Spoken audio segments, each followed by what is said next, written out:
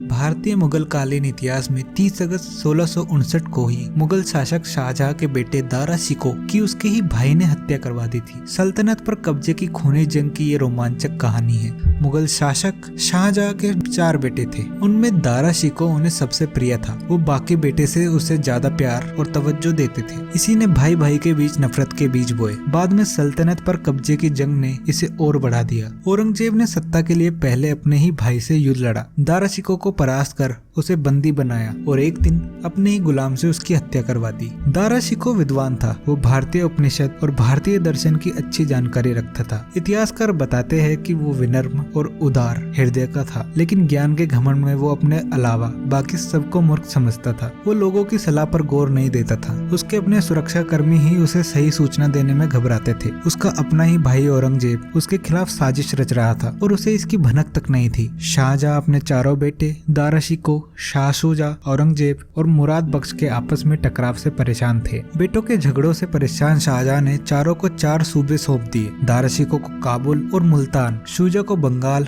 औरंगजेब को दक्षिण और मुराद बख्श को गुजरात की सत्ता सौंपकर सबको अलग अलग कर दिया। बाकी सारे भाई तो चले गए, लेकिन दारा शिकोह अपने पिता शाहजहां के पास ही रह गया। उसे उम्मीद थी कि बड़ा बेटा होने की वजह से अपने पिता के बाद वही दिल्ली का बादशाह बनेगा। शाहजहां और दारा शिकोह के सिंहासन आसपास ही लगते थे। उसने सल्तनत पर अपना दावा ठोक दिया था। शाहजहां जब बीमार पड़े तो दारा ही दिल्ली का दरबार संभाल रहा था। दारा शिकोह ने अपने किसी भी भाई को अपने पिता से मिलने नहीं दिया। दारा के भाई अपने पिता से मिलने के लिए दिल्ली चढ़ाए, जिसके बाद दारा शिकोह ने अपने ही भाइयों के खिलाफ जंग छेड़ दी। शुजा के खिलाफ दारा ने अपने बेटे सुल्तान शिकोह को लड़ने भेजा और खुद औरंगजेब से लड़ने चल दिया। दारा शिकोह इतिहास की सबसे बड़ी सेना लेकर औरंगजेब से लड़ने गया था, लेकिन उसकी सेना में सैनिक से ज्यादा छोटे दुकानदार, मजदूर, दस्तकार और यहाँ तक कि भाड़े बर्तन बेचने वाले भी शामिल थे। उन्हें लड़ने की कोई अनुभव नहीं था। सिर्फ दारा शिकोह के आदेश पर उन्हें सेना में भर्ती कर लिया गया था। दारा शिकोह के पास 4 लाख सैनिक थे और औरंगजेब के पास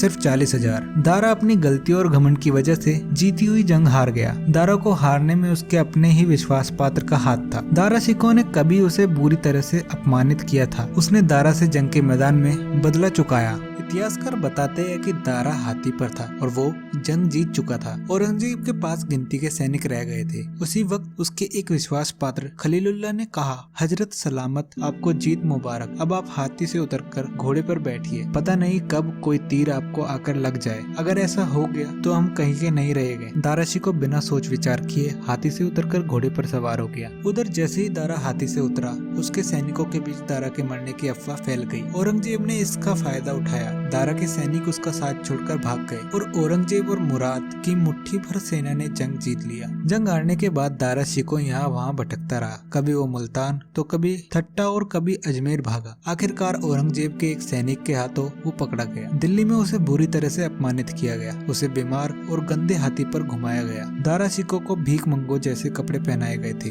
दारा शिकोह को औरंगजेब ने कैद खाने में डाल दिया। बाद में एक रात जब दारा और उसका बेटा कैद खाने में अपने लिए खाना बना रहे थे तो औरंगजेब के एक गुलाम नजीर ने उसका सिर काट डाला। उसके सिर को लेकर वो औरंगजेब के पास गया। औरंगजेब ने दारा के सिर को थाली में रखवा कर धुलवाया और जब उसे भरोसा हो गया कि ये दारा शिकोह ही है तो वो फूट फूट कर रोने लगा। औरंगजेब के आदेश पर उसके शव को हुमायूं के मकबरे में दफना दिया गया। दारा के परिवार का बुरा हाल हुआ। उसके एक बेटे को मार दिया गया, दूसरे को ग्वालियर के किले में कैद कर लिया गया। दारा की बेगम अपनी जान बचाने के लिए लाहौर भाग गई। बाद में उसने जहर खाकर जान दे दी। औरंगजेब ने दारा शिकोह की हत्या करने वाले गुलाम को भी नहीं छोड़ा। दारा को अपमानित कर हाथी पर घुमाने वाले जीवन खां और उसका सिर काटने वाले गुलाम नजीर को पहले उसने इनाम देकर विदा किया, फिर रास्ते में दोनों के सिर कटवा दिए। ये थी कहानी दारा शिकोह की। वीडियो पसंद आए तो वीडियो को लाइक करे, सब्सक्राइब करे और कमेंट जरूर करे।